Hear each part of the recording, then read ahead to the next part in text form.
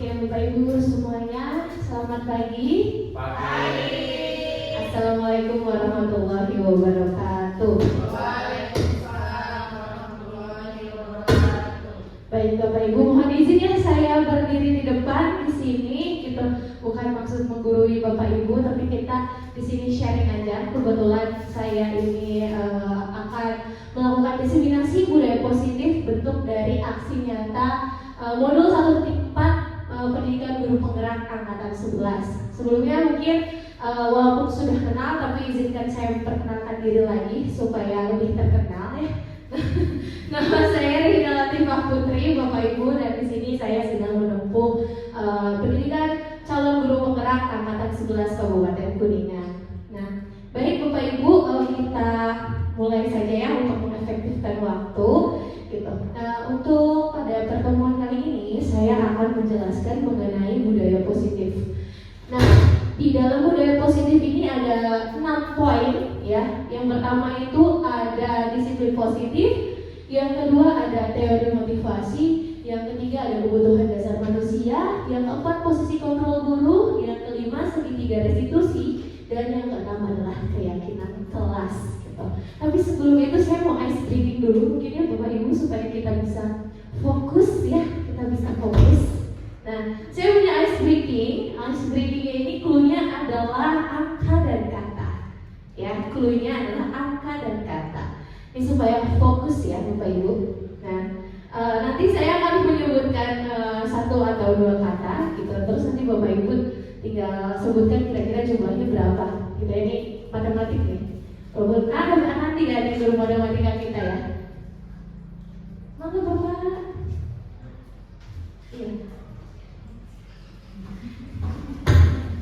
Ya, jadi ice breaking-nya kita akan kata. Sudah siap Bapak Ibu? Ya. Oke.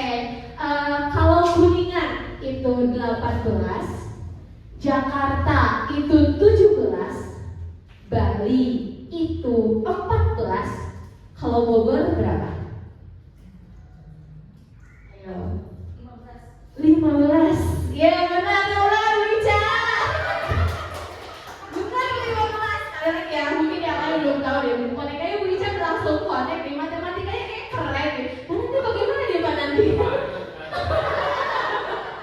Ya, oke. Kita mulai lagi ya. Kalau Bu Eva itu adalah 25, Bu Pevi itu adalah 26, Bu Ica itu 25, kalau Bu Nidri itu berapa? 27. Yeay, bukan Bu Beva. Yeay. Udah ya, ngerti? Oh, enggak. Jangan dikasih tahu ya, TTA yang tahu-tahu aja. Belum ada yang mungkin yang lain bisa. Alhamdulillah berarti sudah fokus ya, udah paham ya, kita sudah siap untuk pematerian ya. Baik Bapak Ibu, terima kasih untuk antusiasnya ya, dan ternyata guru-guru SMA 1 ini sangat cerdas, cemerlang, dan ceria ya. Ya. Baik Bapak Ibu, kita langsung saja ke pertanyaan dulu nih. Saya mau bertanya dulu nih. Pertanyaannya, apakah menerapkan lingkungan positif di sekolah itu diperlukan? Sangat perlu ya. Kenapa sangat perlu? Karena untuk membentuk situasi yang kondusif. Oke. Baik, jadi untuk menciptakan situasi yang kondusif ya dalam pembelajaran. Oke, pertanyaan kedua nih Bapak Ibu. Nah, kira-kira bagaimana cara kita sebagai guru untuk menciptakan lingkungan positif di sekolah? Bagaimana, Ibu? Dari diri kita sendiri. Mulai dari guru. Oke, kitanya harus positive vibes gitu ya. Ini karena sama guru bahasa Inggris, jadi saya pakainya bahasa Inggris ya. Nanti kalau sama guru sejarah saya berarti UKA. Ya, jadi kata mulai dari kita sendiri dulu ya. Jadi kita harus menebarkan energi yang positif kepada peserta didik kita. Selain itu ada lagi Bapak Ibu? Kalau bahasa lainnya dengan berkelana. kita dengan keteladanan gitu ya. Ada lagi? Ayo. Berinovasi. Berinovasi. Jadi kita harus melakukan inovasi dalam pembelajaran. Jadi bagaimana cara kita sebagai guru untuk menciptakan sekolah yang positif? Tentunya itu dari kita sendiri gitu ya. Kita harus menebarkan positif, positif, keteladanan. Kita juga harus teladan dulu ya, karena guru itu cenama digugu dan ditiru ya, kayak gitu. Nah selanjutnya itu kita juga harus menjalin silaturahmi gitu ya, dengan silaturahmi maksudnya menjalin komunikasi yang baik dengan para peserta didik kita, seperti itu Bapak Ibu. Nah jadi di sini lingkungan positif di sekolah itu bukan, jadi lingkungan sekolah itu bukan hanya tempat siswa mendapatkan pendidikan formal saja, tetapi juga tempat di mana mereka mengembangkan nilai-nilai, norma, dan perilaku mereka. Selanjutnya, budaya sekolah yang positif adalah unsur kunci dalam menciptakan lingkungan yang mendukung pembelajaran yang efektif, pertumbuhan pribadi, dan perkembangan sosial. Jadi Bapak Ibu, di sekolah ini kita nggak cuma transfer of knowledge ya, nggak cuma transfer ilmu aja, tapi kita ini harus memberikan, memupuk nilai-nilai, norma-norma kepada peserta didik kita yang sesuai dengan nilai dan kebajikan yang kita sepakati dan ketahui gitu ya. Nah di sini maka dari itu untuk menciptakan lingkungan yang positif maka diperlukan disiplin positif yang diterapkan dalam pembelajaran di sekolah. Nah baik Bapak Ibu, kita next ya. Nah, apa sih disiplin positif gitu ya? Dari tadi ngomongin disiplin positif, budaya positif gitu ya. Nah disiplin positif ini merupakan suatu cara penerapan disiplin yang mengajarkan anak-anak untuk bertanggung jawab dan menumbuhkan kesadaran diri berdasarkan nilai-nilai kebajikan, seperti itu. Nah jadi kan ada ya orang yang berilmu tapi tidak beradab gitu ya. Jadi di sekolah itu memang kita tidak hanya memberikan ilmu pengetahuan saja, tapi ya adabnya juga, etikanya juga gitu ya, supaya menciptakan yang namanya disiplin positif. Nah disiplin positif lebih ke arah disiplin diri yang dapat mengontrol diri dalam melakukan segala tindakan. Jadi para peserta didik kita ini dilatih gitu ya, untuk dia melakukan sesuatu itu karena keinginan sendiri gitu, karena keinginan sendiri, bukan sebuah paksaan, bukan sebuah karena menghindari sebuah hukuman gitu, bukan ya Bapak Ibu, tapi dia tahu hal ini benar gitu, hal ini dia yakini bahwa itu benar, maka dilakukanlah disiplin positif tersebut. Maka Bapak boleh masuk senior saya ini, Bapak adik ya.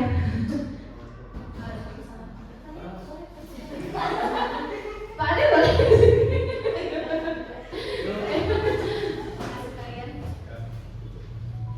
Nah selanjutnya di sini Bapak Ibu ada yang namanya teori motivasi. Nah teori motivasi yang saya ambil ini yaitu menurut Dian Gosen ya. Mungkin kalau dari BK ada yang lebih banyak lagi, lebih kompleks lagi gitu ya. Tapi di sini saya ambil satu ya. Di situ ada tiga teori motivasi. Yang pertama yaitu untuk menghindari ketidaknyamanan atau hukuman. Jadi terkadang ada orang yang termotivasi akan sesuatu itu karena menghindari hukuman. Saya nggak mau dihukum, gitu. Saya nggak mau merasa tidak nyaman di sini, jadi saya melakukan hal tersebut, gitu. Itu yang pertama. Yang kedua yaitu untuk mendapatkan imbalan atau penghargaan dari orang lain, gitu. Jadi pengen reward, ya. Jadi anak tua atau kita tuh melakukan sesuatu hanya dihargakan, gitu ya. Bahasa kasar ramah gitu. Dan yang terakhir itu untuk menjadi orang yang mereka inginkan dan menghargai diri sendiri sesuai dengan nilai-nilai yang mereka yakini. Kalau ini sih dari diri sendirinya tahu gitu ya, kalau saya ini melakukan hal tersebut karena ya ini saya tahu itu punya nilai, sesuatu nilai yang baik, seperti itu. Nah kira-kira Bapak Ibu kalau di sini gitu ya, di sekolah kita menurut Bapak Ibu motivasi yang mana nih yang berdasarkan perilaku kebanyakan peserta didik kita? Yang pertama, oke, kenapa Bu? Kenapa yang pertama nih? Mayoritasnya berarti anak-anak sekolah kita itu melakukan sesuatu karena kalau dihukum. Kenapa Bu? Ya, sebagai contoh ketika saya melakukan kegiatan KBM di kelas, khususnya karena saya waktu belajar bahasa Inggris yang memang effortnya harus anak-anaknya itu harus lebih aktif dan sebagainya. Dan ketika ketika saya memberikan sebuah kuisis atau kakut atau kuis berdasarkan materi, saya kadang-kadang mereka juga kan di sana ada listnya dan nilainya ya. Nah, siapa yang winner, siapa yang worst nilainya. Nah itu mereka tertantang. Saya takut kelihatan nilainya di paling bawah ya. Jadi saya suka kasih reportnya misalkan, Bu, nilai saya berapa ya? Urutan berapa ya? Nah mereka suka worry juga. Makanya dari sana mereka suka effortnya luar biasa ketika saya memberikan misalkan next time kita krisis ya tentang apa based on the material, misalkan deskriptif tentang apa, tentang grammar, Bu, grammarnya apa, simple present aja deh, yang simple oke. Jadi mereka sudah ready. Jadi itu sebuah pressure banget buat anak-anak ketika kita memberikan materi memang sulit gitu, khususnya bahasa Inggris gitu. Tidak semua anak yang memang master di sana gitu. Tapi ya dari sana saya bisa banyak belajar di siswa. Jadi ada dampak positifnya juga ketika mereka menghindari hukuman apa takut kelihatan nilainya sama orang aku. Nah itu untuk menghindari juga. Atau misalkan oke, yang nilainya misalkan bukan worst ya, tapi masih kurang gitu, belum cukup nih gitu. Nanti sing-song ya in front of us gitu ya. Ibu tapi aku nggak mau per orang, 2 orang boleh gitu kan. Mereka itu menghindari hal itu, tapi punishmentnya memang masih bisa relatif anak-anak tidak membuat worry banget. Jadi maksudnya untuk make up mereka untuk confident aja sih kalau menurut saya. Oke, makasih Ibu atas sharingnya. Jadi katanya kalau di kelas bahasa Inggris anak-anak merasa nggak nyaman mungkin ya kalau misalkan dipang-pangkan gitu ya, dia tuh dapat urutan rank keberapa di kuis itu.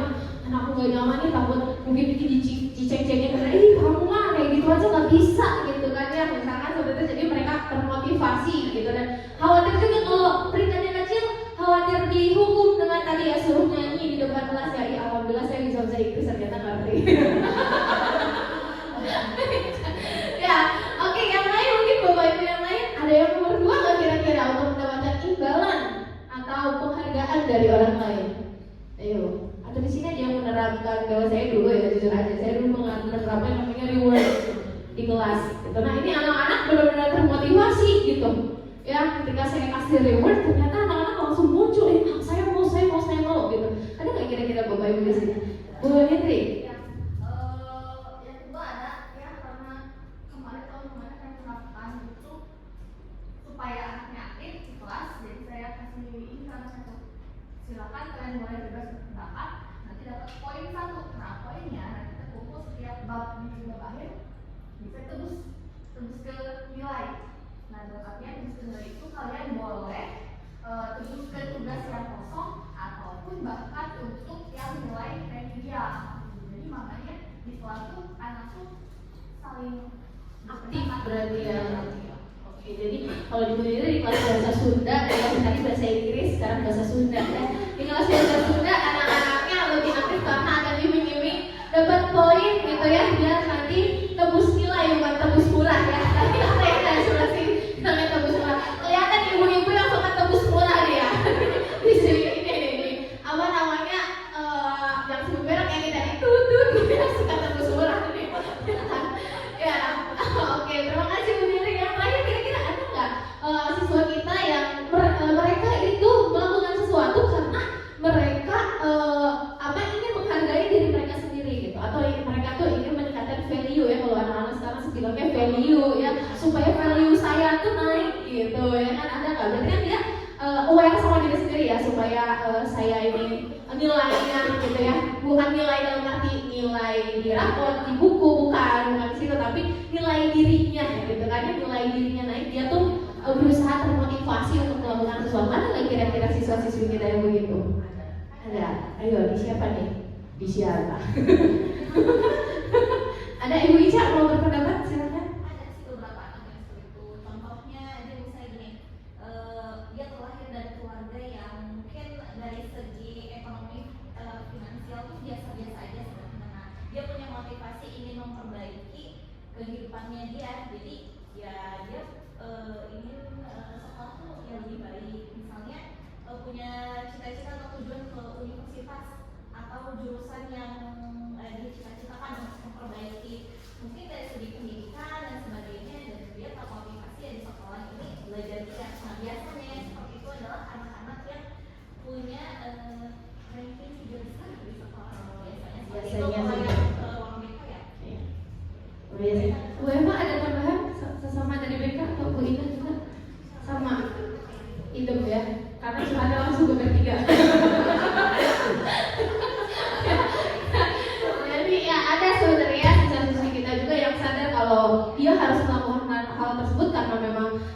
ini itu baik gitu kan ya, dan dia juga ingin tadi meningkatkan value dirinya sendiri gitu kan. Nah seperti itu Bapak Ibu. Jadi sebenarnya ketiganya ada ya, tapi mayoritas kira-kira yang mana nih buat anak-anak semansa nih kira-kira? Kalau dilihat sama Bapak Ibu kira-kira mayoritasnya anak semansa kayaknya yang satu ya.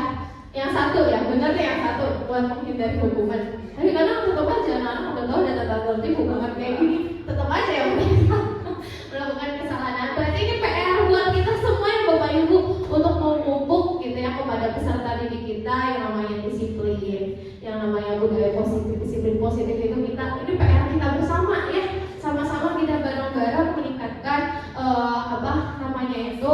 kepribadian baik di antara peserta didik kita.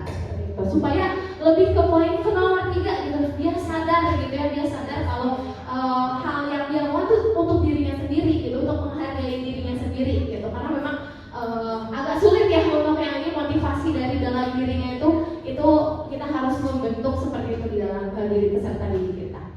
Baik Bapak Ibu, itu untuk dari motivasi ya. Nah selanjutnya di sini ada yang namanya kebutuhan dasar manusia nih Bapak Ibu. Ada 5 kebutuhan dasar manusia. Yang pertama itu ada bertahan hidup. Ya, nih dia mencoba bertahan hidup di lautan. Ya tadi mungkin tadi salah satunya dari Bu Ica katakan gitu ya, ada anak yang dia pengen berprestasi karena ingin memperbaiki memperbaiki taraf hidup mungkin ya. Nah itu kan dia ada motivasinya itu kebutuhan dasar yang dia ingin penuhi adalah untuk bertahan hidup gitu kan ya. Selanjutnya ada juga yang namanya kasih sayang nih ya. Nah kita kan benar ya di dalam kehidupan ini butuh kasih sayang, benar? Iya, kalau nggak diberikan kasih sayang kan rasanya kayak hampa gitu ya. Kayak hampa. Kalau saya bilang ke anak-anak suka nanya, punya crush gak gitu ya, kalau anak-anak sekarang tuh kayak gitu. Jadi itu kira-kira kasih sayang yang terpenuhi atau enggak. Yang selanjutnya ada yang namanya penguasaan. Nah di sini penguasaan itu biasanya anak-anak kayak ingin menunjukkan eksistensi diri, kalau saya ini bisa nih gitu ya, kalau saya ini bisa melakukan hal itu, saya ini ya bahasa ini malah ini gurunya jadi si anaknya ya kayak dia urang dia gitu kan. Nah selanjutnya itu ada kebebasan ya, anak-anak ini ada butuh yang namanya kebebasan gitu, karena mereka butuh bebas dalam hidup gitu. Dan yang selanjutnya adalah kesenangan. Biasanya anak-anak ini melakukan sesuatu itu karena dasar aku senang gitu ya. Kalau yang nggak senang dia biasanya acuh tak acuh itu kayak bodoh amat, aku juga nggak senang gitu. Nah itu berarti kebutuhan dasar si anak yang tentang kesenangannya itu belum terpenuhi, seperti itu Bapak Ibu. Oke, nah kita ke studi kasus nih, kira-kira Bapak Ibu nih, saya punya studi kasus yang saya cari di Google. Nah, nih kita ada studi kasus namanya adalah Ibu Zulaiha. Nah, Ibu Zulaiha itu siapa? Saya juga nggak kenal. Ya, saya cari di Google soalnya. Ya, Ibu Zulaiha ini adalah guru wali kelas 9K. Dia sedang bingung menghadapi ulas salah satu murid di kelasnya yang namanya adalah Tommy. Ya. Nah, beberapa anak telah mengeluhkan Tommy yang seringkali meminta bekal makan siang mereka dengan paksa. Jadi si Tommy teh cuma mepet cerita ada ya. Dia suka minta makanannya itu dengan paksa, makanan teman-temannya. Nah, jika Bapak Ibu di sini adalah Ibu Zulaiha yang menghadapi situasi seperti itu gitu, apa yang akan Bapak Ibu lakukan? Dan kira-kira menurut Bapak Ibu apa alasan Tommy melakukan hal tersebut? Ayo, kira-kira ada yang mau berpendapat di sini Bapak Ibu? Kalau Bapak Ibu menjadi Ibu Zulaiha, bayangin aja ya. Kalau bapak-bapak, ya bayangin posisinya aja, jangan bayangin menjadi seorang ibu. Ya, ya. Oke. Ada yang berpendapat? Boleh, Bu Ina?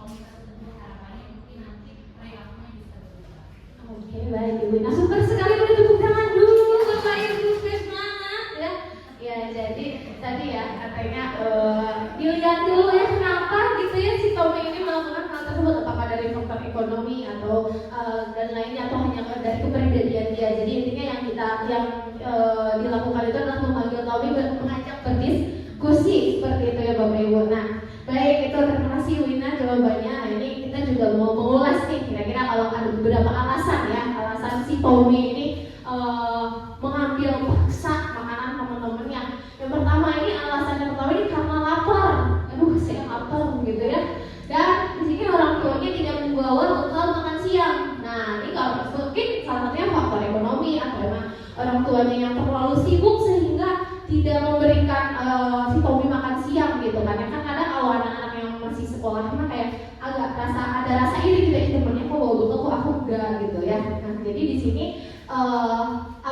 kebutuhan dasar yang sedang berusaha dipenuhi oleh Tommy adalah kebutuhan dasar untuk bertahan hidup karena dia lapar tadi, ya kan? Berarti kalau lapar harus makan kayak gitu. Nah selanjutnya alasan yang kedua karena dia senang, ya karena dia senang jadi pusat perhatian teman-temannya. Dia caper ya, dia caper supaya diperhatiin sama teman-temannya. Ini Tommy lah, bu ini si Tommy-nya gitu kan.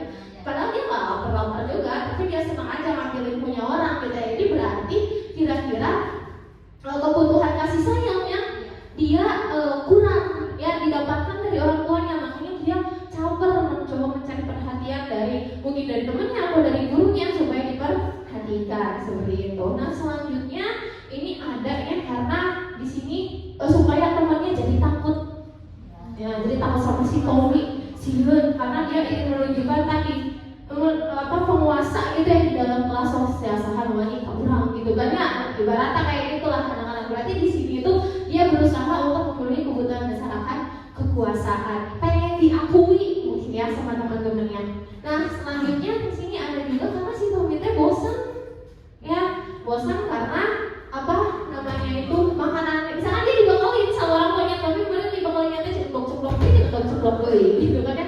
Nah jadi dia tuh bosan gitu ya, teman-teman awal asal ragus gitu kan ya, ada brokoli gitu ya, ada brokoli lucu-lucu dibikin bentuk-bentuk panda dan lain-lain misalnya. Si Tommy kok cuman bendera Jepang gitu ya atau mata sapi gitu. Jadi dia bosan, dia merasa gak bebas gitu ya. Jadi itu kebutuhan kebebasan yang dia tidak benar dipenuhi gitu kan ya. Dan selanjutnya ini tadi dia merasa senang ketika melihat teman-temannya dijalin sama dia. Jadi kayak happy aja gitu melihat teman-temannya yang bete, kayak aku happy akhirnya aku bisa tidak bete gitu kan. Jadi itu adalah kebutuhan dasar. Nah seperti itu Bapak Ibu. Sampai sini dapat dipahami Bapak Ibu. Nah jadi kita nanti harus mencari tahu alasan mungkin ya dari peserta didik kita. Oke, sebelum ke materi selanjutnya saya mau ice breaking lagi nih ya, suaranya supaya kita lebih semangat ya. Nah ini harus berpasangan 1, 2, 3, 4. Oh ini karena ganjil mungkin bapak-bapak nanti bisa bertiga ya, ibu-ibu bisa berdua. Boleh berpasangan dulu Bapak Ibu. Bu Risma bersama dengan Ibu Dina mungkin. Sama saya mau warak nih ya. Ini satu pasangan satu ya, satu pasangan satu aja satu, nanti rebutan ya. Nah iya kalau udah bapak masih banyak boleh deh ya. Jadi main gamenya itu adalah sakit sikut sekat-sikat ya Bapak Ibu berpasangan. Kalau yang itu bertiga Bapak. Kalau saya bilang sakit, tangan Bapak Ibu harus seperti ini. Boleh mungkin berdiri ya biar semangat ya, biar semangat kita. Ini saya suka main game kayak gini di kelas ya, anak-anak jadi wah gitu. Ya kalau saya bilang sakit Bapak Ibu tangannya boleh seperti ini. Aduh sakit nyari badan ya. Kalau saya bilang sikut Bapak Ibu boleh seperti ini ya, tunjukkan sikutmu ya. Nah selanjutnya kalau saya bilang sekat Bapak Ibu boleh tangannya bikin sekat kayak begini ya, bikin sekat. Nah kalau saya bilang sikat baru diambil permennya ya. Siap Bapak Ibu paham ya? Paham itu yang bertiga permennya boleh di tengah. Cuma satu nih. Siap ya Bapak Ibu, kita mulai ya. Sikut.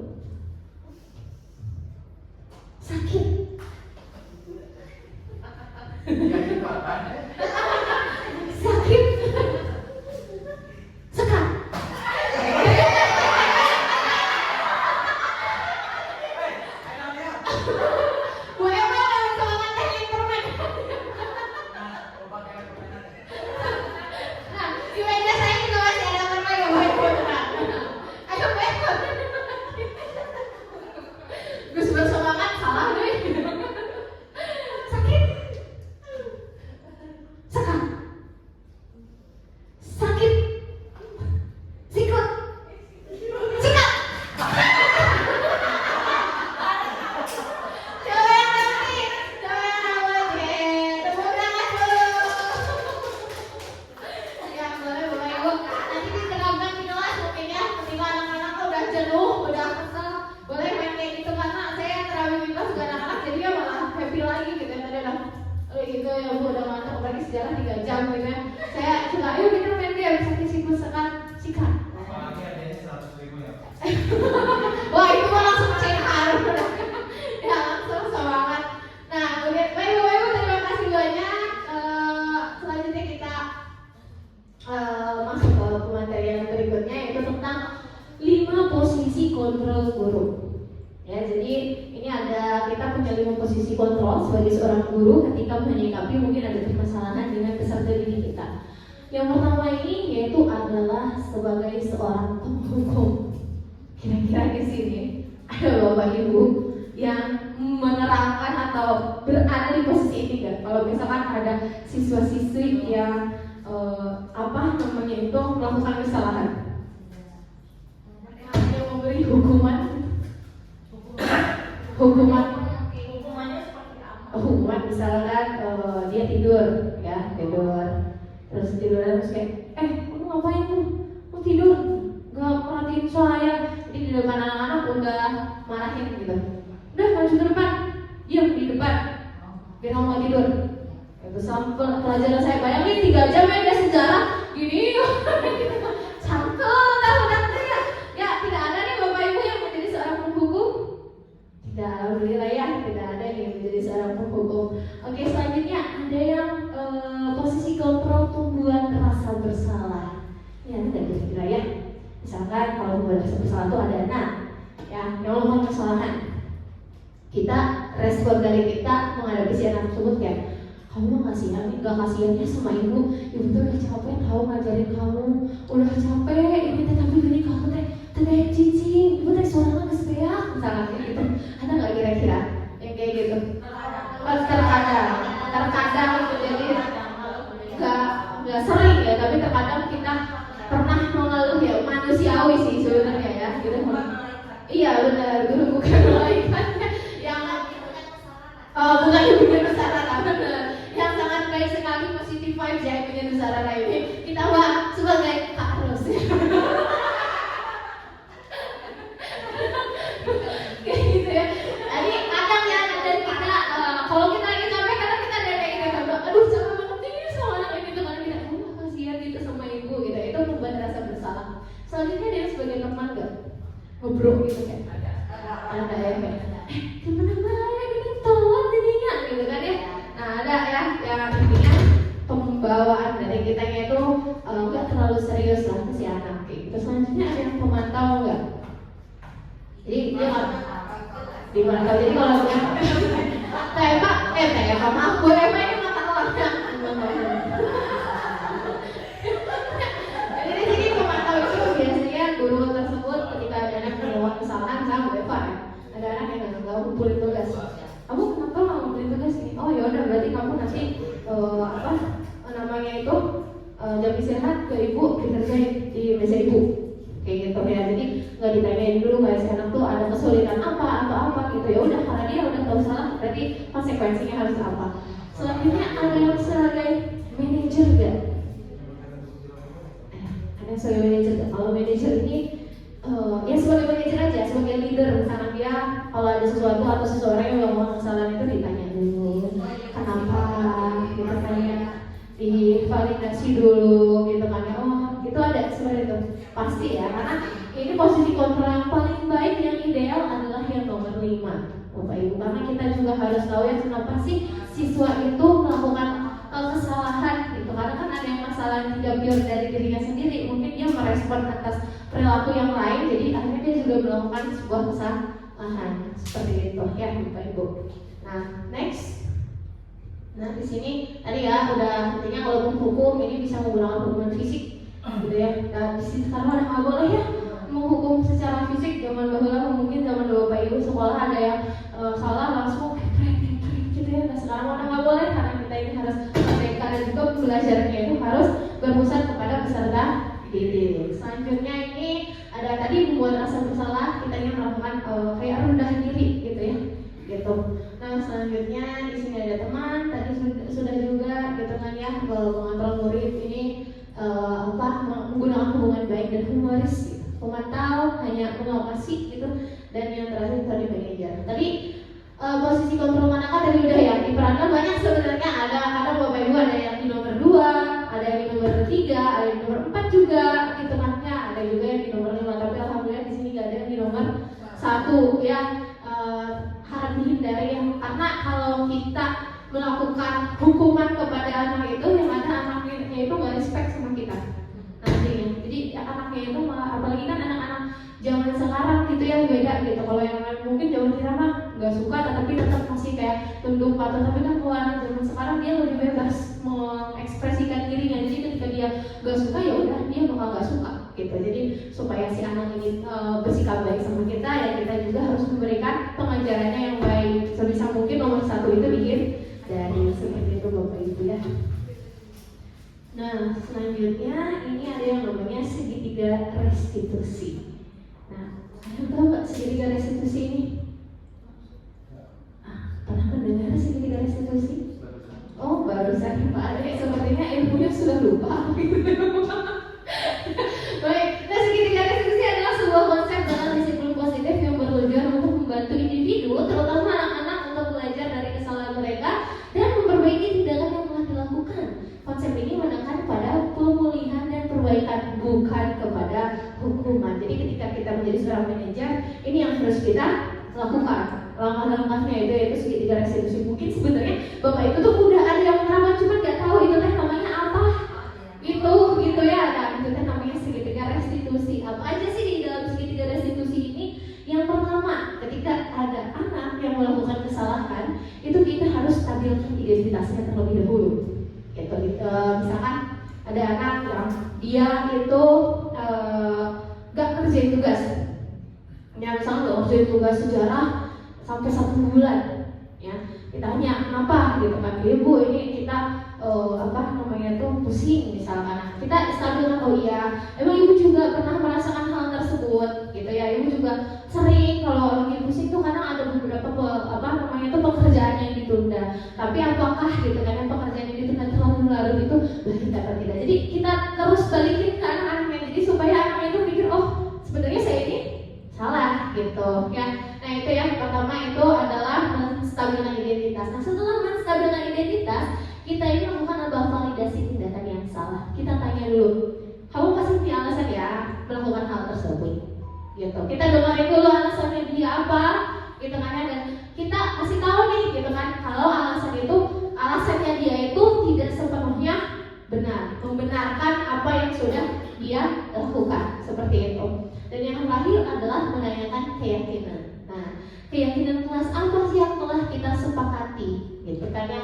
Terus kamu ingin menjadi orang yang seperti apa kayak gitu. Jadi dibalikin lagi ketika dia melakukan sebuah kesalahan ini, kira-kira apa sih yang kamu langgar, kebajikan apa yang kamu langgar, atau kebaikan apa yang kamu langgar gitu. Misalkan tadi tidak mengerjakan tugas gitu, berarti kira-kira dia melanggar apa tuh?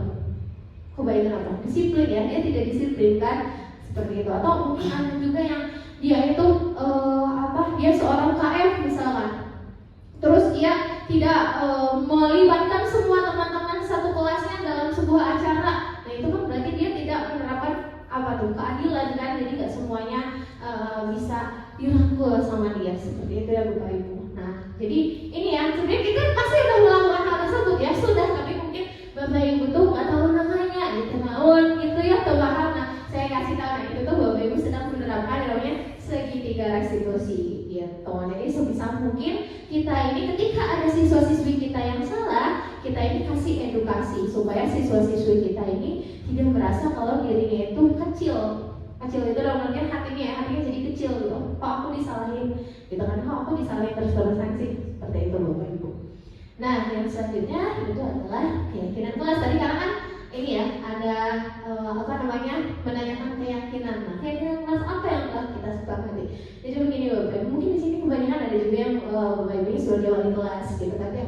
Nah di sini keyakinan kelas itu adalah nilai-nilai kebajikan universal yang diyakini bersama. Jadi kita sama-sama meyakini bahwa hal itu adalah sebuah kebajikan, hal itu adalah sebuah kebaikan. Nah langkah-langkah untuk menyusun keyakinan kelas ini sebenarnya beda sama kontrak belajar. Kalau kontrak belajar mah kan apa yang kita boleh lakukan dan apa yang kita tidak boleh lakukan sama belajar kita di kelas, itu kan kontrak belajar. Nah kalau saya pas awal banget masuk karena ke kelas 10, terutama yang saya wali klasi gitu kan ya, kebetulan saya ajudan dari Bapak PLT Adi Hidayat di 10-11 karena nama kelasnya bukan nama saya, masih ada Hidayat di wali kelas 10-11 nah jadi saya memang anak-anak bareng-bareng kita bikin keyakinan kelas gitu ya, kira-kira apa sih nilai-nilai apa yang akan kita sepakati bersama di kelas 10-11 gitu. Dalam langkah menyusun keyakinan kelas apa aja? Nah ini mempersilakan dari kelas untuk curah pendapat tentang peraturan yang disepakati bersama. Jadi bareng-bareng menyepakatinya.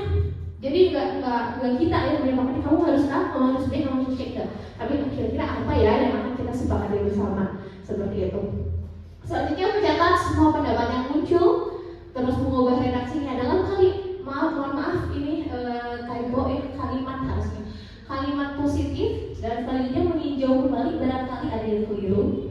Selanjutnya jika sudah disepakati seluruh warga kelas itu menandatangani atau ya sepakat aja kita sahkan gitu ya, sahkan bersama-sama dan memajangnya di dinding di tempatnya atau yang mudah terlihat. Kalau ini saya belum dipajang ya, masih ada di level saya. Oh iya, oke.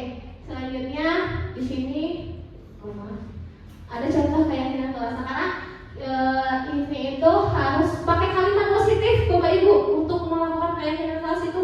Jangan misalkan kita ini pengen anak-anak kita bersih kelasnya, jangan kata-katanya pakai kata jangan atau tidak kayak gitu ya. Biasanya kalau pakai jangan atau tidak itu suka dilakukan karena peraturan ada untuk dilanggar ya kan. Kalau anak-anak tuh berapa gitu peraturan ada untuk dilanggar. Jadi kalau kata kita jangan, mereka pasti akan melakukan gitu. Jadi kita harus memberikan kalimatnya itu dengan nada positif. Misalkan kayak jagalah kebersihan kelas atau kebersihan tanggung jawab bersama kayak gitu. Jadi kita pakai kata-kata seperti itu. Terus meninggalkan kelas atas izin dari guru. Jadi jangan keluar kelas gitu kalau ada guru. Nah dan sebenarnya tapi kayak meninggalkan kelas atas izin guru. Penggunaan handphone di dalam kelas atas izin guru gitu. Pasti kan kita juga mengizinkan anak untuk buka handphone kan ya, kalau misalnya untuk browsing atau apa gitu kan. Nah itu harus atas izin guru. Terus saling menghormati dengan berbicara menggunakan bahasa yang sopan dan santun kayak gitu. Jadi jangan bilang jangan berkata kasar, tidak boleh berkata kasar gitu ya. Tapi kita harus pakai nada-nada kata-kata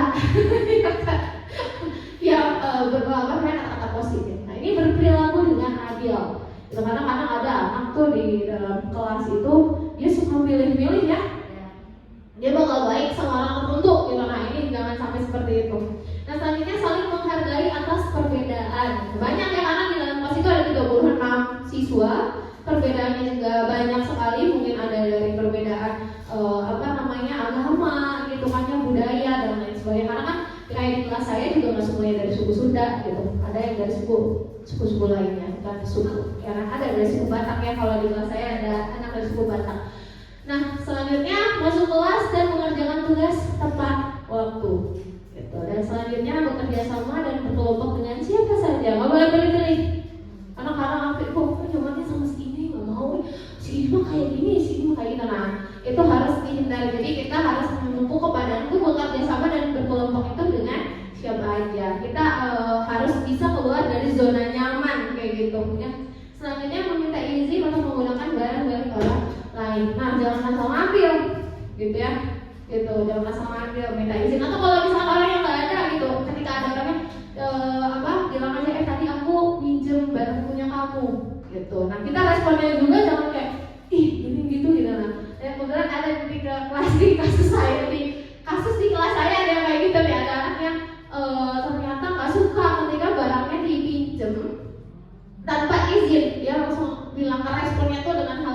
tidak baik gitu. Nah ini berarti ada kesepakatan kelas yang dilanggar berarti sama teman-temannya ya. Selanjutnya ini adalah belajar dengan hati yang bahagia, harus happy ya, nggak boleh sugar. Nah itu nggak boleh, ada kata nggak boleh ya. Pokoknya kita harus happy. Seperti itu Bapak Ibu. Jadi kita adalah keyakinan kelas ya. Nah dan ini akan menciptakan yang namanya budaya positif. Ketika kita sudah menerapkan semuanya itu, insya Allah sekolah kita ini akan berbudaya positif teman-teman. Teman-teman ya Bapak Ibu. Ya, baik. Bapak Ibu kira-kira ada masalah sih yang mau ditanyakan? Atau sudah cukup? Sudah? Oke, kalau sudah cukup mungkin saya cukup. Ada Ibu Ica boleh? Boleh. Kan tadi disebutkan yang apa sih yang tentang hukuman. Nah, kan Ibu bilang katanya hukuman itu kurang efektif ya dilakukan. Tapi menurut teori behaviorisme ada maksudnya ada yang bentuk punishment dan reward.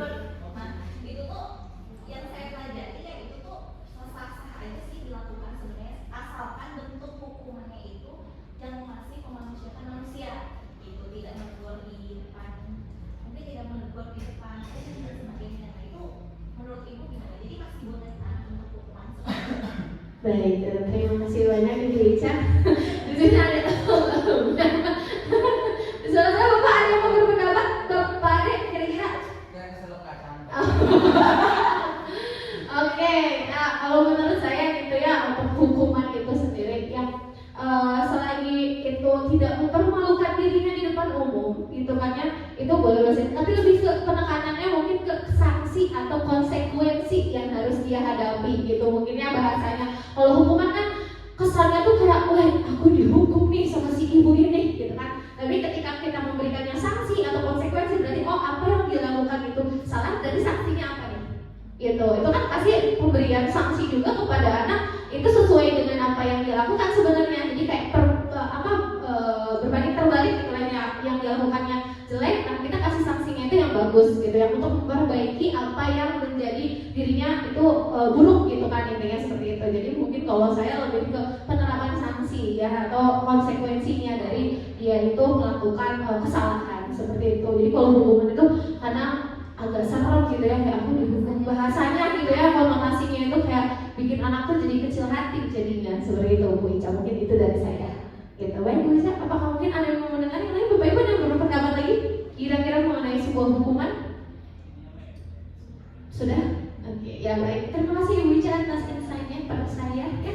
Ada lagi Bapak Ibu yang mau bertanya? Sudah? Oke, sudah cukup. Oke, kalau sudah cukup Bapak Ibu, saya tutup ya presentasi saya hari ini. Terima kasih banyak atas partisipasi Bapak Ibu yang sudah meluangkan waktu yang super sibuk sekali ya Bapak Ibu. Di sini kan Bapak Ibu yang super banget ya. Alhamdulillah mau menyempatkan dirinya untuk hadir di sini. Saya haturkan terima kasih banyak Bapak Ibu. Sebelumnya saya juga mohon maaf apabila dalam penuturan saya dalam presentasi ini ada salah kata, salah sikap ataupun salah ucap Bapak Ibu. Biasa kata suka terbawa dengan suasana ya. Kayak gitu.